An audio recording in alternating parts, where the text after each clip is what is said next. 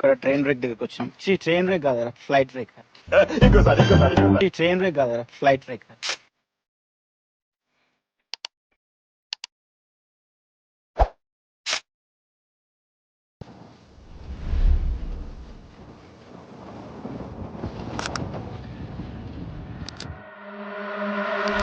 B-29 exposure site అని, ఇక్కడ US air ఫోర్స్ది 1948 something ఆ టైంలో బాంబర్ జెట్ ఇక్కడికి వచ్చి క్రాష్ అయిపోయింది.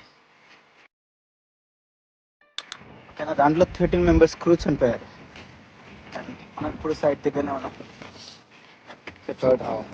ఇది సెకండ్ వరల్డ్ వార్కి సంబంధించింది కాబట్టి కొంచెం హిస్టారిక్ ప్లేస్ అని చెప్పొచ్చు.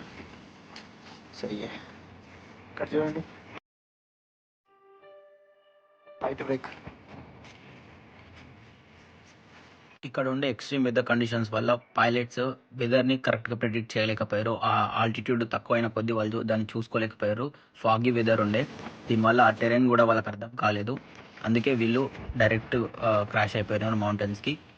ఇప్పుడు ఇక్కడ చూస్తుంటే చాలా పీస్ఫుల్గా ఉంది, కానీ ఇదే పర్వతాలు ఒక 13 ప్రాణాలను తీసుకున్నాయంటే మేజర్గా వచ్చేసి అది మెకానికల్ ఫెయిల్యూర్ వల్ల కాదు, వార్ వల్ల కాదు, జస్ట్ మనం నేచర్ని అండర్ ఎస్టిమేట్ చేసినందు వల్లనే. నేను ఏమంటా అంటే ప్రకృతికి మన మీద ప్రేమ ఉండదు, కోపం ఉండదు.